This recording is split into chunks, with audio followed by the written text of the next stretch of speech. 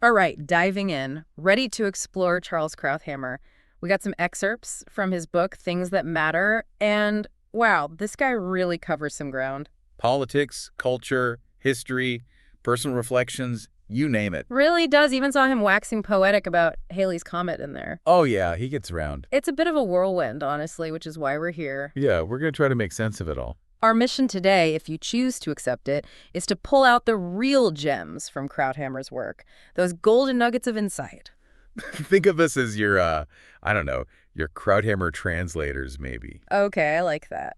So let's jump right into the deep end with Krauthammer's view of politics.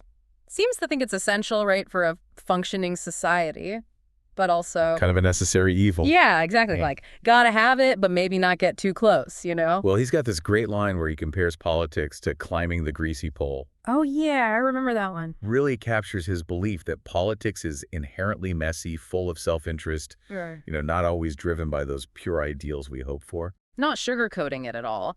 But then how do you reconcile that kind of, I don't know, cynical view with actually trying to make a difference? Right, good question. Well, this is where Krauthammer's own intellectual journey gets really interesting.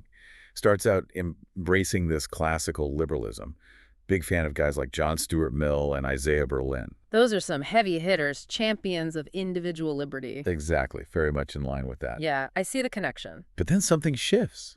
The rise of identity politics, late 20th century, seems to really disillusion him. Yeah, I can see how that would clash with the whole individual focus of classical liberalism. Right, sees it as a betrayal, Yeah. almost. And that, coupled with his belief that, well, humans aren't perfect. You mean the imperfectibility of man, all that? Yeah, exactly. That pushes him towards conservatism. Starts to believe that human nature needs constraints. That trying to engineer some perfect society, through government intervention is going to backfire. Okay, I'm starting to see the bigger picture here. And this leads perfectly into one of my favorite Krauthammerisms, that central axiom of partisan politics. You know the one. Oh, you mean conservatives think liberals are stupid, liberals think conservatives are evil. That's the one. Gotta love Krauthammer. So provocative. But is he on to something here? I mean, he's obviously exaggerating for effect, but there's a kernel of truth, right? Like that New York Times headline he brings up. The one seemingly celebrating rising prison populations at the same time as falling crime rates. Yeah, that one. It's like they're looking at the same facts, but... Seeing completely different realities.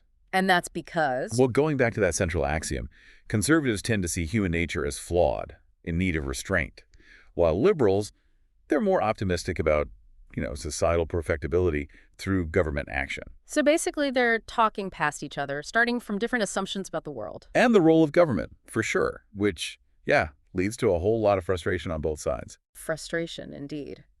And speaking of, let's talk about Krauthammer's lament for, well, the dumbing down of America. Oh, yes. Always loved his example of the border collie.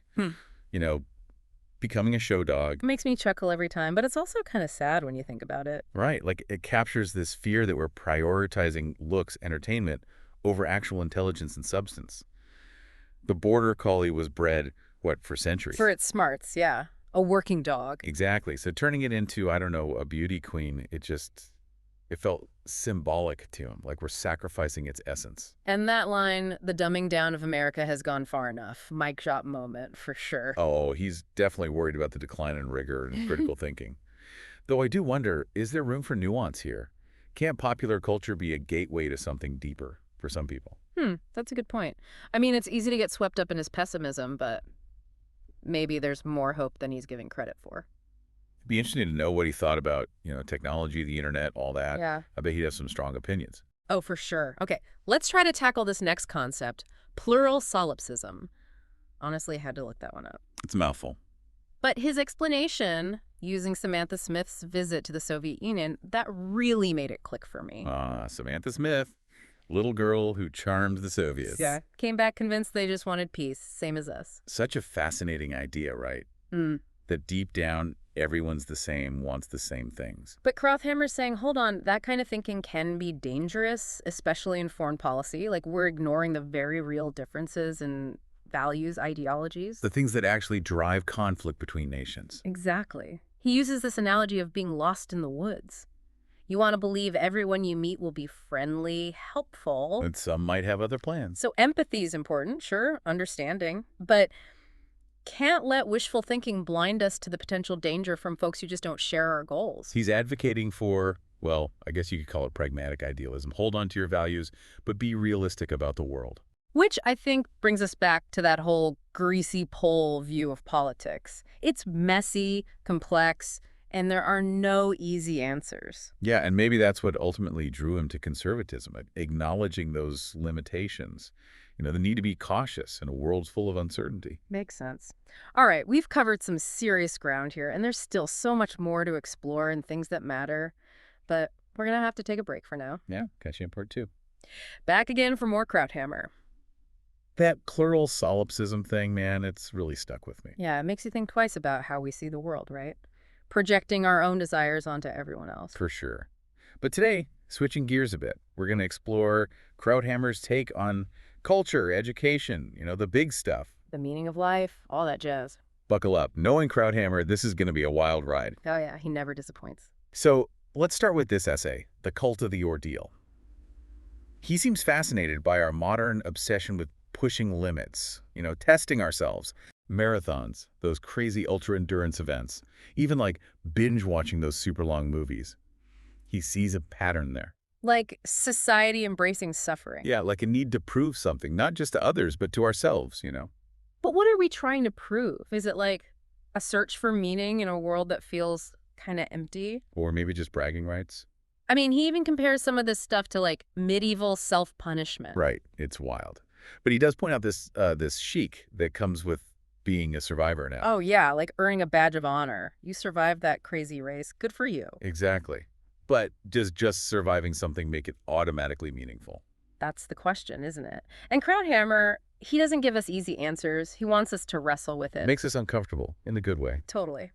Okay, let's talk about Don't Touch My Junk. Oh yeah, that title always gets a reaction. It's a classic Krauthammer move. Yeah. Grab your attention with humor, then bam, hit you with a serious point about individual liberty. He takes down the TSA, airport security, uses it as this microcosm for, government overreach, eroding our freedom. Everyone getting searched, even pilots. It's kind of absurd when you think about it. And concerning, right. He's saying we're too willing to give up privacy, autonomy, all for this, like illusion of safety. And it's not just about airports, is it? It's a bigger trend, this creeping encroachment on our liberties. It's a call to be vigilant, push back against policies that, sacrifice freedom for security. Speaking of language, that's Krauthammer's next target.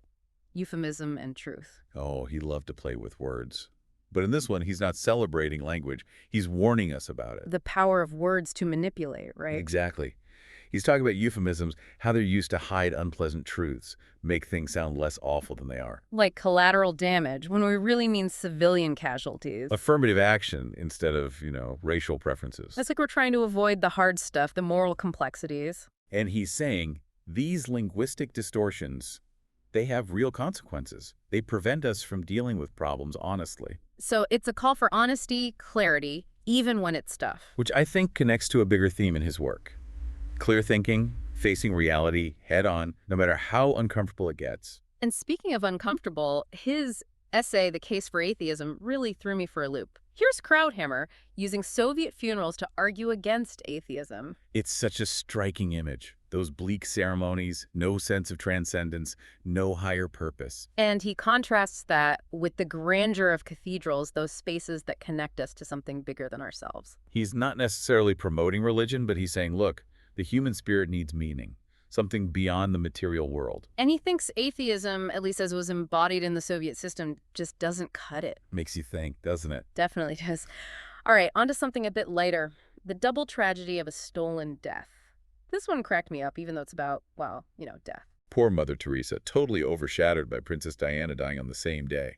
Krauthammer's point being, timing matters. Even the most accomplished folks can become footnotes if they die at the wrong moment. It's kind of morbidly funny, but also kind of true. He's saying, try to die well. Avoid that awkward historical footnote. Good advice, I guess. All right, let's shift gears again, talk about education. Krauthammer had strong opinions on this. Oh, he definitely did. Remember that central axiom of his: conservatives think liberals are stupid, liberals think conservatives are evil. How could I forget? So provocative. He's using that to highlight what he sees as this fundamental clash in how we view education. Conservatives, traditional knowledge-based approach. Liberals, more focused on critical thinking, social justice, challenging norms. And Krauthammer, Yeah. firmly in the conservative camp. Believes in a strong foundation of knowledge, skills. Education should prepare you for life, not just, critique society. He's worried about, as he puts it, the dumbing down of the curriculum. Less rigor, less focus on traditional values. But is he being fair to the liberal perspective? I mean, critical thinking is pretty important in today's world, right? That's true. Maybe there's more common ground than he's letting on. Food for thought. Okay, now for something completely different. Beauty, truth, and Hitchcock. Chess, of all things. Right. But there's always a deeper point with Krauthammer. This time, it's about that epic match between Kasparov and Deep Blue. The chess champion versus the IBM supercomputer. I don't even play chess, but that story is captivating. Kasparov's confidence then, bam, defeat at the hands of a machine. It taps into our anxieties about AI, right? Our machine's going to outsmart us all. But Krauthammer goes further. He's asking, what does it even mean to be intelligent? Is it just raw processing power? Or is there something more, something uniquely human that Deep Blue didn't have? He leaves us with more questions than answers, as usual, but that's what makes him so engaging, right? He doesn't want to tell us what to think. He wants to spark debate. Exactly.